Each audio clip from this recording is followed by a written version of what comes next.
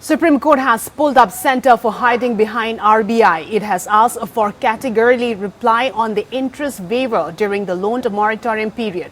The court observed that at a time when the country is reeling under a pandemic and people are suffering, the positions of the authorities cannot be that of focusing on business alone. The Supreme Court pulled up the central government for not having made its stance clear in the issue pertaining to interest on long-term loans during the COVID-19 moratorium period. The matter was heard by a bench of Justices Ashok Bhushan, R. Subhash Reddy and M.R. Shah. The bench today pulled up the Centre for hiding behind the RBI instead of making its own stand clear. However, Solicitor General Tushar Mehta sought to assure the court that the centre is working in coordination with the Reserve Bank of India. At a time when the country is reeling under a pandemic and people are suffering, the position of the authorities cannot be that of focusing on business alone, the court observed. Justice Shah said, "This is not the time to think about business only. The centre ought to submit its reply on two important aspects," the court asserted.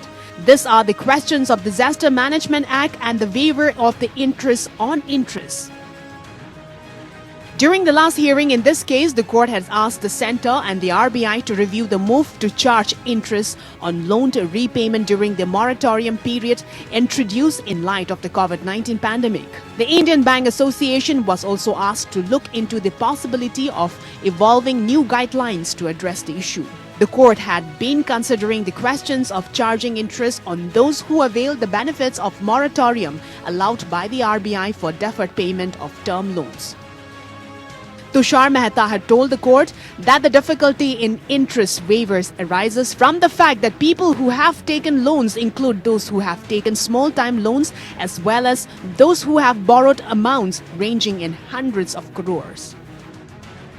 The benefit allowed through RBI circular is that only of the moratorium on payment of installments, but the interest on this deferred payment would be compounded, SG has explained to the court. He also highlighted the duty of the banks towards paying of interest to their customers. However, the court has questioned the need to change interest during these difficult times. You are giving them a favor by deferring the payment. It is an irony that thousands of crores have been defaulted on NPA accounts, but you have to charge interest here. We are aware of the problems if interest is not charged, but a pandemic is not a normal situation.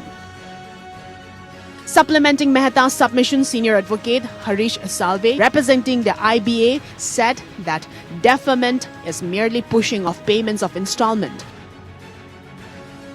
The bank is still obligated to pay compounded interest to their depositors, for which an arrangement would have to be made during this moratorium period, Salve added. Salve termed this pleas for interest waiver premature in nature. Subsequently, the court further restricted the scope of the issue and said that the court is not asking for a complete interest waiver, but waiver of interest accrued on the interest amount. It thus asks if banks can handle this limited burden.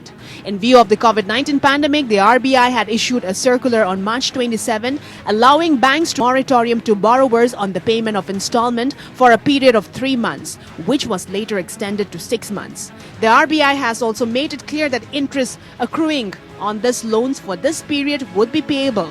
The part of the circular regarding charging of interest was challenged by some petitioners who claim that their monthly EMI payment will stand increased as a result. Bureau Report.